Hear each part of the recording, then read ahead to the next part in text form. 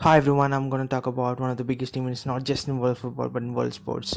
Real Madrid versus FC Barcelona. I support FC Barcelona, so I'm going to talk a lot about how things are going to be for us ahead of the big day. Don't worry, it's not going to be a long talk. I'm going to talk about the lineups now. I think Paulinho will be involved. I think Valverde will pick Rakitic. I think that four men in midfield really could work as long as Barcelona did take the pace of the game. We need to keep our calmness. We don't have to go out in this game. We don't have to blow him off the park. We're in a very commanding position. We gotta accept that, and we gotta accept that and deal with what Real Madrid throws at us and hit him go the other way. I think this is the lineup Valverde will go with. The exceptional Ter Stegen at the back, Vermaelen and Piqué at the centre backs, Sergio Roberto at the right back. I think I'm going to come on to that in a minute. Busquets will be back on midfield, and Iniesta, who was absolutely unbelievable in his last game. Paulinho, a bit more advanced. He could provide a much more attacking prowess. He'd link up with Suarez, he'd link up with Messi. He'd be that link between midfield and attack, which you desperately need in a 4-4-2 formation. It's not really about going forward because Paulinho going forward would really give us a lot, but it's important as well how it's set up defensively. I think that 4-4-2 formation has got a bit of variations of the Busquets would drop in when we're on the defensive side. When we're defending, get extremely narrow. We get four players right across the middle. We're gonna have Iniesta just off to the left, Rakitic to the right.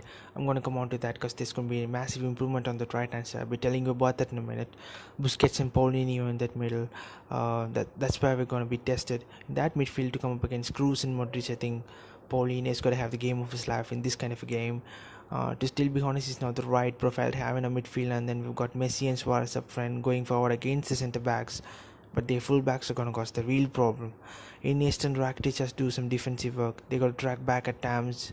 Roberto and Alba on defending gotta stay deep and gotta stay compact, and that's the most important thing that our midfield four gotta get narrowed, compact. They gotta help each other out because if Real Madrid got three men up top, I really do fancy a chances. Our four-man field could cause serious problems. We can get the ball, we can dictate things, we can really mess around with them, we can pull them out of position and then create spaces. That's when the game is won or lost. And I just want to show you this particular formation right here. You'll notice a very interesting variation on that right hand side.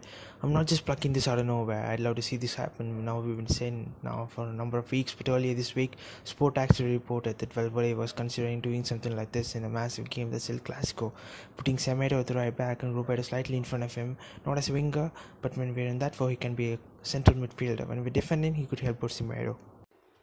And I think down that right hand side we have Marcelo and Ronaldo who'll hang around from the left from time to time and he'd look to cut in. And I think if we got two right backs on that side, one is very capable of going forward, it's Semedo. One is very capable of controlling things, and that's Roberto. He also understands things defensively and now he can be a right back. I think those two on that right hand side can bring a lot more pace and a lot more versatility. I think defensively we'll be a lot more secure with those two in the team. We got a formation with heck a lot of variations. I think that the last formation is really nice for this kind of a game. Bringing in Semedo, his space will be massive in this kind of games, and Roberto has done it before. He can be instrumental at central midfield. Valverde is open to experiments. He'd bring in a gamble which could well pay off.